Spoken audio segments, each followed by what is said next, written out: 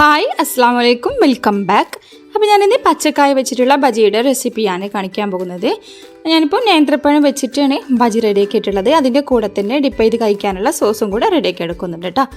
അപ്പോൾ വീഡിയോയിലേക്ക് കടക്കുന്നതിന് മുമ്പ് ആരെങ്കിലും എൻ്റെ ചാനൽ ആദ്യമായി കാണുന്നവരുണ്ടെങ്കിൽ അതുപോലെ തന്നെ സബ്സ്ക്രൈബ് ചെയ്യാത്തവരുണ്ടെങ്കിൽ പ്ലീസ് ഒന്ന് സബ്സ്ക്രൈബ് ചെയ്ത് സപ്പോർട്ട് ചെയ്യുക. നിങ്ങൾക്ക് ഈ ചാനൽ കണ്ടുകൊണ്ടിരിക്കുന്ന സമയത്ത് ഇഷ്ടപ്പെടുന്നുണ്ടെങ്കിൽ ലൈക്ക് ചെയ്യുക, ഷെയർ ചെയ്യുക, കമൻറ്റ് ചെയ്യുക. ഇനി നമുക്ക് ആദ്യം തന്നെ അതിലേക്ക് വേണ്ടിയിട്ടുള്ള സോസ് റെഡിയാക്കിയിട്ടെടുക്കാം. അപ്പോൾ അതിലേക്ക് വേണ്ടി ഒരു വലിയ സൈസിലുള്ള ഉള്ളി, 2 തക്കാളി എടുത്തിട്ടുണ്ട്. അപ്പോൾ തക്കാളി ഒന്ന് വലുതും ഒന്ന് ചെറുതുമാണ് കേട്ടോ. പിന്നെ എരിവിന് ആവശ്യത്തിനുള്ള പച്ചമുളക്, ഞാനിപ്പോൾ ഒരു 3 പച്ചമുളക് എടുത്തിട്ടുണ്ട്. ഇനി ഇത് മൊത്തമായിട്ട് തന്നെ നമുക്ക് ക്ലീൻ ചെയ്തിട്ട് കഴുകി വൃത്തിയാക്കിയിട്ട് വരാം. അപ്പോൾ മുഴുവൻ ക്ലീൻ ആക്കിയിട്ട് കഴുകി വൃത്തിയാക്കി വെച്ചിട്ടുണ്ട്. ഇനി മിക്സിയുടെ ജാർ എടുത്തിട്ട് അതിലേക്ക് കട്ട് ചെയ്തിട്ട് ഇട്ട് കൊടുക്കുക. അപ്പോൾ ഉള്ളി തക്കാളി എടുക്കുമ്പോൾ ഏകദേശം ഒരേ ക്വാണ്ടിറ്റിയിൽ തന്നെ എടുക്കട്ടെ. ഞാനിപ്പോൾ വലിയ ഉള്ളി ആയതുകൊണ്ട് തക്കാളി 2 എടുത്തിട്ടുണ്ട്. മീഡിയം സൈസിലുള്ള തക്കാളിയും ഒരു ചെറിയ തക്കാളി എടുത്തിട്ടുണ്ട് കേട്ടോ. പച്ചമുളക് എരിവിനനുസരിച്ച് മാറ്റം വരുത്താം. ഞാനിപ്പോൾ ഒരു ഏകദേശം നല്ല എരിവുള്ള പച്ചമുളകാണ് കേട്ടോ, അതുകൊണ്ടാണ് 3 എടുത്തിട്ടുള്ളത്. അപ്പോൾ എല്ലാം ആ മിക്സിയുടെ ജാറിലേക്ക് കട്ട് ചെയ്തിട്ട് ഇട്ട് കൊടുക്കുകയാണ്. ഇനിയിപ്പോൾ ഇതിൻ്റെ കൂടെ ആവശ്യത്തിനുള്ള ഉപ്പും ചേർത്ത് കൊടുക്കാം. 1/2 ടീസ്പൂൺ ഉപ്പും കൂടെ ചേർത്ത് കൊടുത്തിട്ട് വെള്ളമൊന്നും ഒഴിക്കാതെ ഫൈനായിട്ട് തന്നെ അരച്ചെടുത്ത് വരാം. അപ്പോൾ ഇതിലേക്ക് വെള്ളമൊന്നും ആഡ് ചെയ്യാതെ തന്നെ അരച്ചെടുക്കട്ടെ. ആ ഒരു തക്കാളിയുടെ വെള്ളത്തിൽ തന്നെ ഇത് അരഞ്ഞു കിട്ടും. കണ്ടല്ലോ, നന്നായിട്ട് തന്നെ അരച്ചെടുത്തിട്ടുണ്ട്. ഒരു ബൗളിലേക്ക് മാറ്റി കൊടുക്കുക.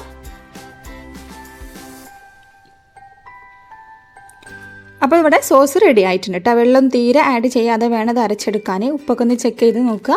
അപ്പോൾ നല്ല ടേസ്റ്റി ആയിട്ടുള്ളൊരു സോസാണ് കേട്ടോ. ഏകദേശം എല്ലാ സ്നാക്കിലേക്കും ഡിപ്പ് ചെയ്ത് കഴിക്കാൻ പറ്റിയ അടിപൊളിയായിട്ടൊരു സോസാണ് കേട്ടോ ഇത്.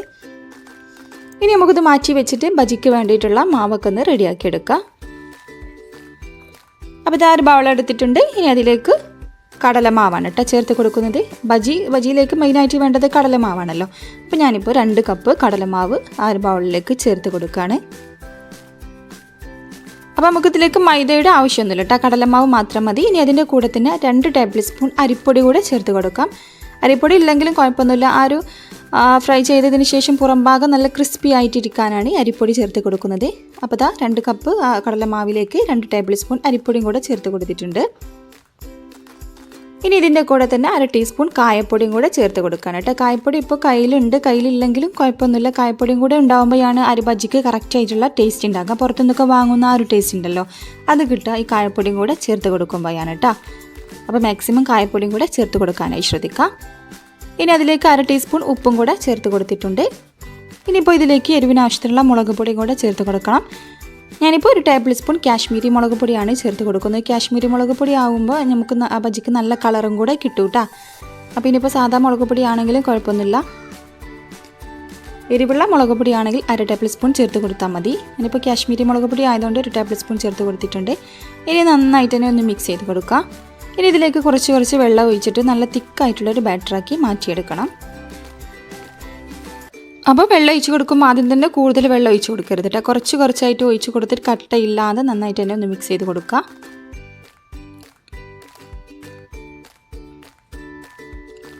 നല്ല തിക്കായിട്ടുള്ളൊരു കൺസിസ്റ്റൻസിയിൽ വേണം നമുക്ക് ഈ ബാറ്റർ റെഡിയാക്കി എടുക്കാൻ. അപ്പോൾ അതിനനുസരിച്ച് വെള്ളം ചേർത്ത് കൊടുത്ത് കട്ടയില്ലാതെ ഒന്ന് മിക്സ് ചെയ്ത് കൊടുക്കുക. അപ്പോൾ അത്യാവശ്യം തിക്കുണ്ടായാൽ മാത്രമേ ആ ഒരു കറക്റ്റായിട്ട് നമുക്കത് ഫ്രൈ ചെയ്തെടുക്കാൻ പറ്റുള്ളൂ കേട്ടോ. അപ്പോൾ ലൂസായി പോയിട്ടുണ്ടെങ്കിൽ ആ ഒരു പഴത്തിൽ ശരിക്കും ആ മാവ് പിടിക്കില്ല. നമ്മൾ എണ്ണയിലേക്ക് ഇട്ട് കൊടുക്കുന്ന സമയത്ത് മാവും പഴവും രണ്ടും സെപ്പറേറ്റ് ആയി പോകും കേട്ടോ. അപ്പോൾ കണ്ടല്ലോ, ഈ ഒരു കൺസിസ്റ്റൻസി വേണം ബാറ്ററിന്. അത്യാവശ്യം നല്ല തിക്കായിട്ടുള്ളൊരു പരുവത്തിൽ തന്നെ ഉണ്ടാക്കിയെടുക്കുക. അപ്പോൾ നമ്മൾ മുകളിൽ ഇതുപോലെ ഒഴിക്കുന്ന സമയത്ത് റിബൺ പരുവത്തിൽ കണ്ടല്ലോ, ഈ ഒരു രീതിയിൽ വരുന്നതാണ് കറക്റ്റായിട്ടുള്ള മാവിൻ്റെ പരുവം. ഈ ഒരു കൺസിസ്റ്റൻസിൽ തന്നെ റെഡിയാക്കി എടുക്കും. ഇനി നമുക്കിതിലേക്ക് സോഡാപ്പൊടി കൂടെ ചേർത്ത് കൊടുക്കണം. അപ്പോൾ ഞാനിത് ചെറിയ ടീസ്പൂണിൽ 1/2 ടീസ്പൂൺ സോഡാപ്പൊടി അപ്പക്കാറുണ്ടല്ലോ അതും കൂടെ ചേർത്ത് കൊടുത്ത് നന്നായിട്ട് തന്നെ ഒന്ന് മിക്സ് ചെയ്ത് കൊടുക്കുകയാണ്.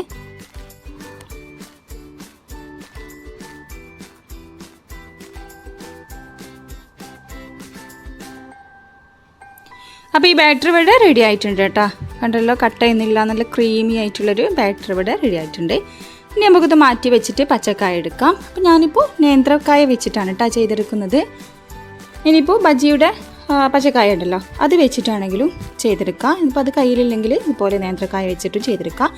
ഇനിയിപ്പോൾ ഇതിൻ്റെ തോലെല്ലാം കളഞ്ഞിട്ട് ഒന്ന് ക്ലീൻ ചെയ്തിട്ടെടുക്കുക. അപ്പോൾ അതാ ഞാനിപ്പോൾ തോലൊക്കെ പീലർ വെച്ചിട്ടൊന്ന് കളഞ്ഞതാണ് കേട്ടോ.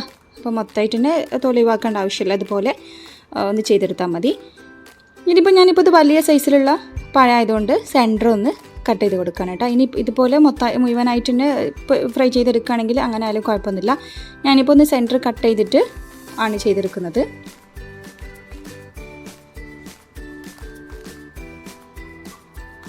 അപ്പോൾ അത് കട്ട് ചെയ്തിട്ടുണ്ട് കേട്ടോ. ഇനി ഇതിൽ നിന്ന് നമുക്ക് തിന്നാക്കിയിട്ട് ഓരോ പഴം സ്ലൈസ് ചെയ്തിട്ടെടുക്കാം. അപ്പോൾ നമ്മൾ പഴം പൊരിക്കൊക്കെ തിന്നാക്കിയിട്ട് കട്ട് ചെയ്തെടുക്കില്ല, അതിനേക്കാളും ഒന്നും കൂടെ ഒന്ന് തിന്നാക്കിയിട്ട് വേണം ഈ ഒരു പച്ചക്കായ സ്ലൈസ് ചെയ്തിട്ടെടുക്കാൻ. സ്ലൈസറൊക്കെ ഉണ്ടെങ്കിൽ നമുക്ക് പെട്ടെന്ന് തന്നെ ചെയ്തെടുക്കാൻ പറ്റും. അല്ലെങ്കിൽ ഇതുപോലെ കത്തി വെച്ചിട്ട് എത്രത്തോളം തിന്നാക്കാൻ പറ്റുമോ അത്രത്തോളം തിന്നാക്കിയിട്ട് തന്നെ കട്ട് ചെയ്തിട്ടെടുക്കുക. കണ്ടല്ലോ, ഈ ഒരു രീതിയിൽ മൊത്തമായിട്ട് തന്നെ ചെയ്തെടുക്കുക.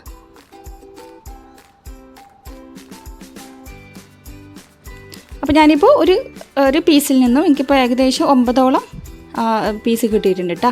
അപ്പോൾ എത്രത്തോളം തിന്നാക്കാൻ പറ്റുമോ അത്രയും തിന്നാക്കിയിട്ട് ഇത് കട്ട് ചെയ്തിട്ടെടുക്കുക.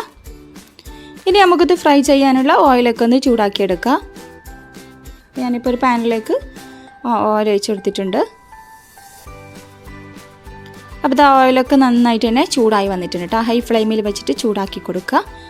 ഇനി നമുക്ക് മാവ് എടുത്തിട്ട് കണ്ടല്ലോ, ഓരോ സ്ലൈസ് പഴം എടുത്തിട്ട് ആ ഒരു ബാറ്ററിൽ നന്നായിട്ട് തന്നെ ഡിപ്പ് ചെയ്തിട്ട് അതിലേക്ക് ചേർത്ത് കൊടുക്കുക.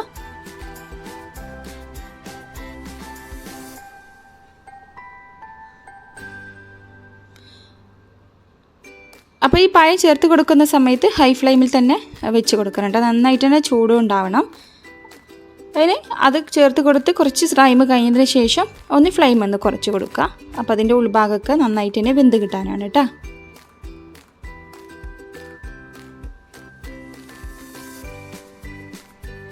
അപ്പോൾ ഉണ്ടല്ലോ, ആ എണ്ണയിലേക്ക് ഇട്ട് കൊടുക്കുന്ന പാടന്നെ നന്നായിട്ട് തന്നെ ഒന്ന് പൊങ്ങി വരാൻ തുടങ്ങും കേട്ടോ. നല്ല പെർഫെക്റ്റ് ആയിട്ട് തന്നെ ഉണ്ടാക്കാൻ പറ്റും.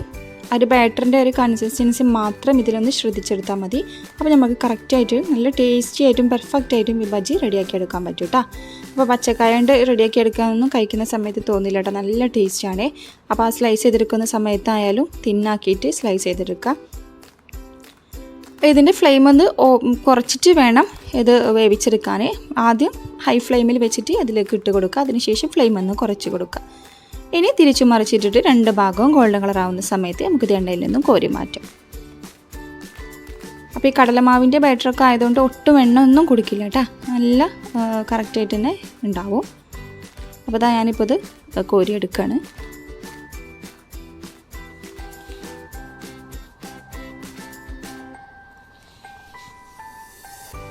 അപ്പോൾ കണ്ടല്ലോ, നല്ല പൊങ്ങിയിട്ട് തന്നെ നല്ല കറക്റ്റായിട്ട് തന്നെ ബജ്ജി ഇവിടെ കിട്ടിയിട്ടുണ്ട് കേട്ടോ. അപ്പോൾ ഞാനിപ്പോൾ മൊത്തമായിട്ട് തന്നെ ഫ്രൈ ചെയ്ത് മാറ്റി വെച്ചിട്ടുണ്ട്.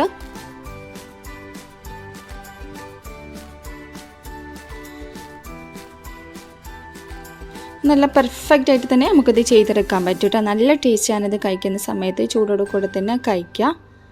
ആ ഒരു സോസിലൊക്കെ ഡിപ്പ് ചെയ്തിട്ട് കഴിക്കുകയാണെങ്കിൽ നല്ല അടിപൊളിയായിട്ടൊരു സ്നാക്കാണ് കേട്ടോ ഇത്. അപ്പോൾ ഈ ഒരു റെസിപ്പി എന്തായാലും എല്ലാവരും ഒന്ന് ട്രൈ ചെയ്ത് നോക്കുക, എന്നിട്ട് അതിൻ്റെ ഫീഡ്ബാക്കൊക്കെ ഒന്ന് അറിയിക്കുക. വീഡിയോ ഇഷ്ടപ്പെട്ടാൽ ലൈക്ക് ചെയ്യുക, ഷെയർ ചെയ്യുക, കമൻറ്റ് ചെയ്യുക. സബ്സ്ക്രൈബ് ചെയ്യാതെ ആരെങ്കിലും കാണുന്നവരുണ്ടെങ്കിൽ പ്ലീസ് ഒന്ന് സബ്സ്ക്രൈബ് ചെയ്ത് സപ്പോർട്ടും കൂടെ ചെയ്യട്ടോ. പുതിയ വീഡിയോയുമായി വീണ്ടും വരാം. അതുവരെ താങ്ക്സ് ഫോർ വാച്ചിങ്. ബൈ.